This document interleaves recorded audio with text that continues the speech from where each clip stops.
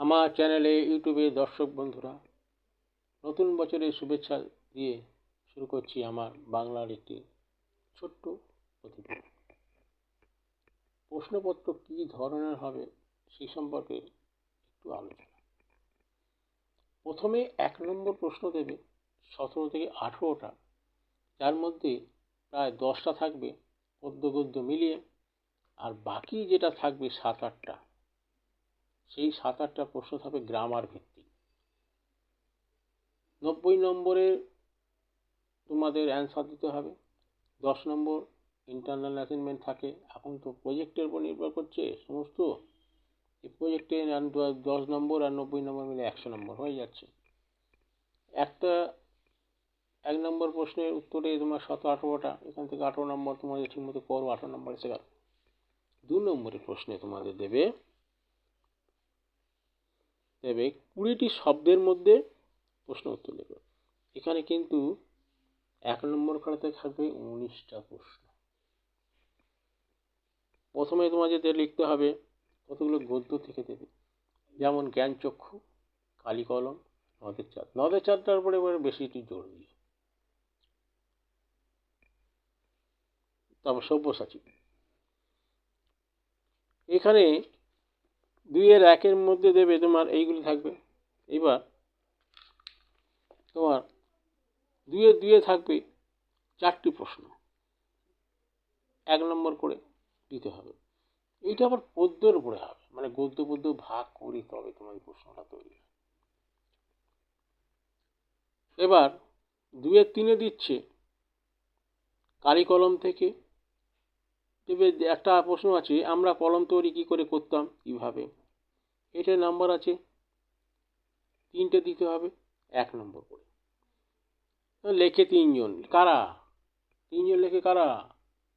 মন, কালি, কলম, এই 3 জন। 2-এর 4-এ 8টি প্রশ্ন উত্তর দিতে হবে। এখানে পুরো গ্রামারটা ধরে দিয়ে, গ্রামারটা ভালো না জানতে পারলে না এখান থেকে নম্বরটা না খুব মুশকিলের ব্যাপার।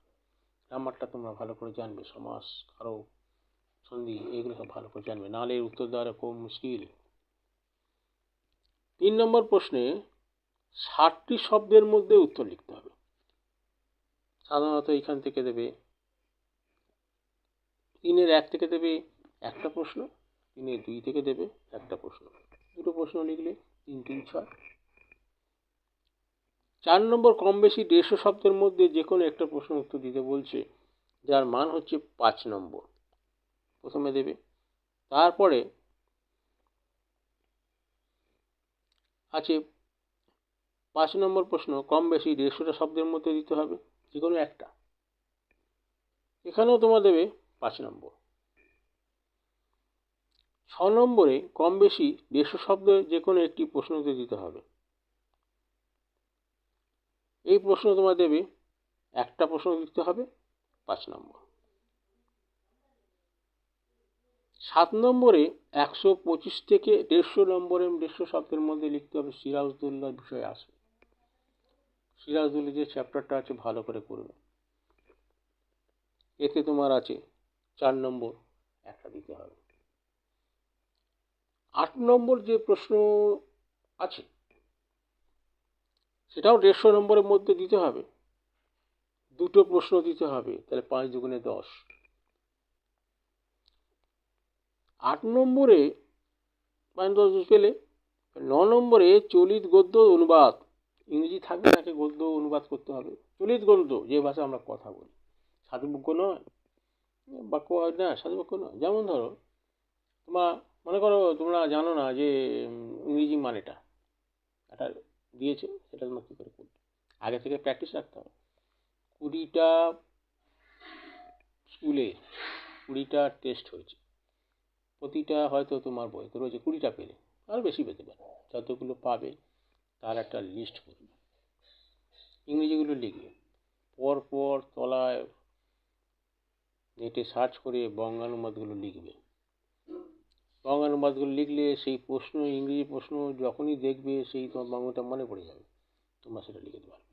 আর যারা পারো তাদের কথা তো আলাদা, তবে ইংরেজিটা ভালো করে শেখো, নাহলে পরে খুব অসুবিধা হচ্ছে দিদি।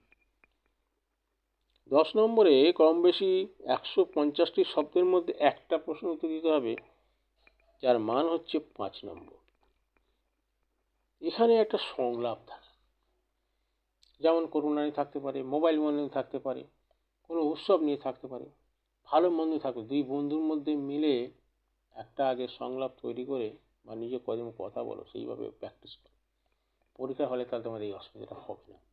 সেখানে তুমি মনে করবে তুমি যখন সংলাপ লিখছো তোমার বন্ধু পাশে আছে, তার সাথে কথা বলছো। যদি করো তাহলে পরে এই সংলাপে যে ভাষা আছে, চলিত ভাষা, সেইটা দিয়ে তোমরা করবে। একটা কথা বলে রাখি, তোমরা এক জায়গায় সাধু ভাষা করছো, এক জায়গায় চলিত করছো, কেন না? যা এক করবে একরকম। সাধু ভাষা লিখলে পুরো প্রশ্ন সাধু ভাষা হবে, চলিত ভাষা করছো সব প্রশ্ন চলিত ভাষা হবে। এই নয়, 1 নম্বর প্রশ্ন চলিত ভাষা, 2 নম্বর সাধু ভাষা, 5 নম্বর চলিত ভাষা, 6 নম্বর সাধু, এইভাবে না, যা করবে একরকম। পরীক্ষক যখন দেখে, সে যখন 2 রকম সাধু ভাষা চলিত ভাষা মিশিয়ে প্রশ্ন দিয়েছে, আমার অটোমেটিক কমে যায়। এবার আসছি আমি 10 নম্বর প্রশ্নে। এবার এই 10 নম্বর প্রশ্নটা মোটামুটি 150 নম্বরে তোমাদের উত্তর দিতে হবে। এই বললাম 10 নম্বর প্রশ্ন উত্তর দিতে হবে। আচ্ছা, এইবার 10-এর 2-এ থাকে তোমার 400 নম্বরে একটা বিষয় থাকে, যেটা থাকে প্রবন্ধ রচনা। এই প্রবন্ধ রচনাটা কী করে করবে? তোমরা বর্ষাকাল নিয়ে, পুজো নিয়ে,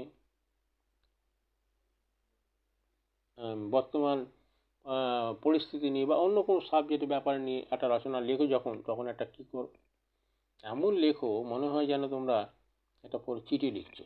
রচনা কিন্তু এরমভাবে হয় না। 5টা স্টেপ আছে। প্রথম স্টেজ ভূমিকা, সময়কাল, সুবিধে অসুবিধে, সুবিধা একটা অসুবিধা একটা, গুলিয়ে ফেলবে না। লাস্টে উপসংহার। 5টা স্টেপে থাকবে 10 নম্বর। প্রত্যেক স্টেপে 2 নম্বর করে হলে 5 দুগুণে 10 হয়ে গেল। পরীক্ষক যখন দেখবেন তুমি ঠিক মতো লিখেছো, তখন তোমার কী দেবে? 5টা স্টেপে 5 নম্বর দিতে পারে, এক এক এক এক করে, দেড় করে দিতে পারে। আর তোমরা যদি মোটামুটি এরকম গদ্য লেখে, কোনো বড় প্রশ্নের উত্তর লেখে, সেই রকম যদি একটা চিঠি লেখে সেরকম যদি করে দাও, পরীক্ষক 10 নম্বর কত দেবে? 3 নম্বর 2 নম্বর দেবে, নম্বর তো কমে গেল। এইরকম তোমরা করবে না। ঘড়ি ধরে বাড়িতে আগে লেখার প্র্যাকটিস করো, সৌন্দর্য আনার চেষ্টা করো। তারপরে প্রশ্ন লিখবে, প্রশ্ন হয়ে যাওয়ার পরে 2-3 বার ধরে রিভাইজ করবে। বানান ভুল, কমা, দাঁড়ি, এগুলো তোমরা খেয়াল করতে। এগুলো উপর নাম্বার কাটে। পরীক্ষক সবসময় তোমাদের নাম্বার দেওয়ার জন্য ব্যস্ত থাকে। তাদের কাছ থেকে কেড়ে নিতে হবে লেখা সৌন্দর্যের মাধ্যমে। প্রথম চটকায় যদি পরীক্ষকের সেই লেখা ভালো না লাগে, তোমার নাম্বার কমতে আরম্ভ করে দেয়। যত তাড়াতাড়ি পরীক্ষক খাতা দেখবেন, তত তাড়াতাড়ি তোমার নাম্বার আসবে। যদি একবার ভুল, অসংগত লেখা চোখে পড়ে যাবে, পরীক্ষক কী করবে? গড়পড়তার নাম্বার দিয়ে দেবে, কিংবা খুঁজে খুঁজে সেগুলো বার করে কাটতে থাকবেন, নাম্বার অটোমেটিক কমে যাবে।